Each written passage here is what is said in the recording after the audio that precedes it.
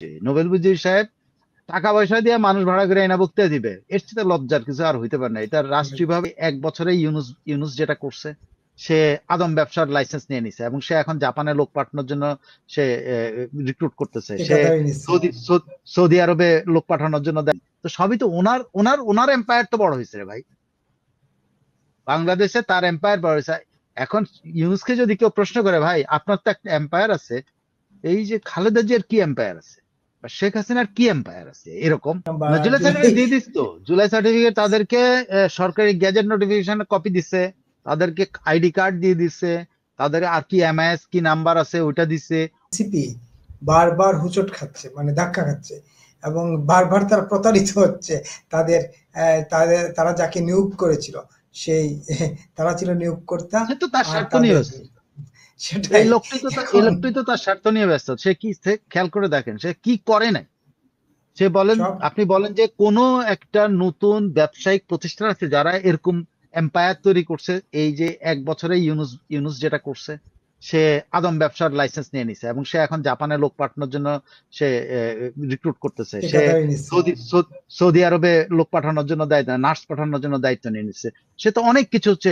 তারপর নিজের কোনো ইয়ে ছাড়া সে নিজের 660 কোটি টাকা ট্যাক্স মকুব করায় নিছে, নিজের বিরুদ্ধে সব মামলা উইথড্র করায় নিছেন।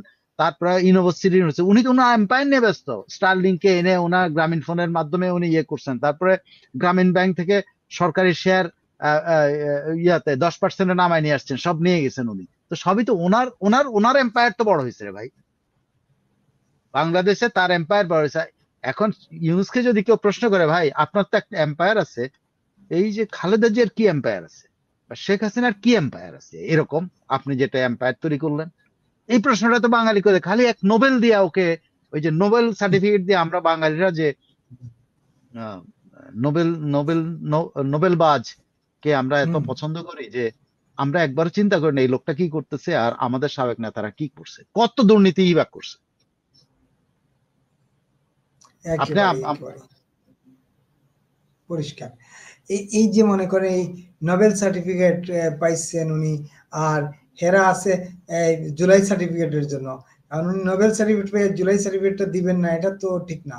এক নম্বর। না, আর জুলাই জুলাই সার্টিফিকেট দিয়ে দিস তো, জুলাই সার্টিফিকেট তাদেরকে সরকারি গ্যাজেট নোটিফিকেশন কপি দিছে, তাদেরকে আইডি কার্ড দিয়ে দিছে, তাদের আর কি এমআইএস কি নাম্বার আছে ওইটা দিছে, অনেক কিছু তো দিয়ে দিছে। কিন্তু এটা তো সার্টিফিকেটের চাইতে বেশি হয়ে গেছে। ওরা ওরা এখন ওইটা নিয়ে ঘুরে বেড়ায়, কথায় কথায় কিন্তু ওটা বাইর করে দেখে যে আমার কাছে আমি যে আহত হয়েছি, আমার এই সার্টিফিকেট, যে আমি জুলাই যোদ্ধা, এই যে আমার আমার আমার কাছে এই আছে, তো কথায় কথায় দেখায়। যুদ্ধটা কোথায় হয়েছিল, সেই যুদ্ধক্ষেত্র খুঁজে পাচ্ছিলাম না আমরা। আচ্ছা, এখন এই যে শেষ করি একটা প্রশ্ন করে, এই যে ঘোষণাপত্র ঘোষণা করা হবে 5 তারিখে মানিক মিয়া বিনুতে, এবং ভাড়ায় লোক এনে সেখানে জড়ো করা হবে। ভাড়ায় লোক বললাম এই কারণেই যে 16টা ট্রেন ভাড়া করা হয়েছে, বুঝছেন, সরকারি টাকায়। তা মুক্তিযোদ্ধা মন্ত্রণালয় সেই টাকা পরিশোধ করবে। মুক্তিযোদ্ধা মন্ত্রণালয়ের এখানে কি কাজ, তারা কেন পরিশোধ করবে এই টাকা? আমার মাথায় অন্তত যায় না, একে আমি খুঁজে পাইনি তারা কেন এটা করবে। তো ওই সেখানে ভাড়ায় লোক, জুলাই যোদ্ধার ঘোষণা দিবে যে এই জন্য।